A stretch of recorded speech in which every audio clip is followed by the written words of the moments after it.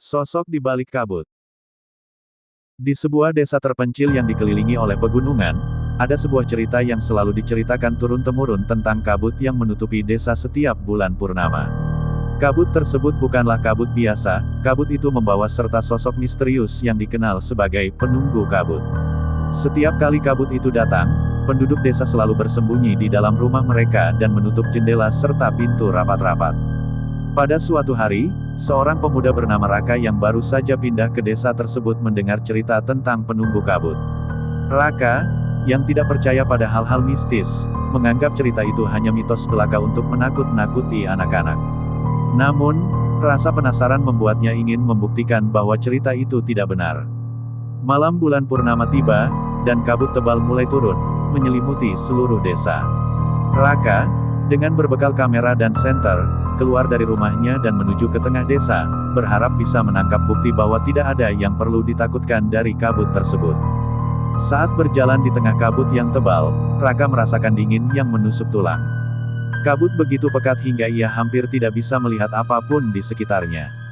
Tiba-tiba, dari kejauhan, ia melihat sosok samar-samar berdiri di antara pepohonan.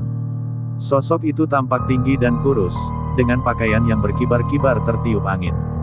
Raka merasa jantungnya berdebar kencang, tetapi ia tetap maju, berharap bisa memotret sosok tersebut. Saat ia mendekat, sosok itu menghilang ke dalam kabut. Raka terus mengikuti jejaknya, dan semakin dalam ia masuk ke dalam hutan, semakin aneh suasana di sekitarnya. Suara-suara aneh mulai terdengar, seperti bisikan-bisikan yang tidak jelas asalnya. Akhirnya, Raka tiba di sebuah clearing di tengah hutan. Di sana, ia melihat sosok tersebut berdiri di bawah pohon besar. Raka mengarahkan kameranya dan mulai mengambil foto. Namun, saat lampu kilat menyala, sosok itu berbalik dan menatap Raka dengan mata yang merah menyala. Wajahnya tidak bisa dilihat dengan jelas, tetapi aura kegelapan yang memancar dari sosok itu membuat Raka merasa sangat takut. Sosok itu mulai bergerak mendekati Raka dengan langkah-langkah perlahan namun pasti. Raka merasa kakinya seperti tertanam di tanah, tidak bisa bergerak. Saat sosok itu hampir mencapai Raka, tiba-tiba terdengar suara jeritan dari arah desa. Sosok itu berhenti sejenak, kemudian menghilang kembali ke dalam kabut.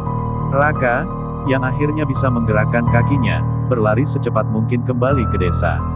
Saat ia tiba, ia melihat para penduduk desa berkumpul di alun-alun, wajah mereka penuh ketakutan.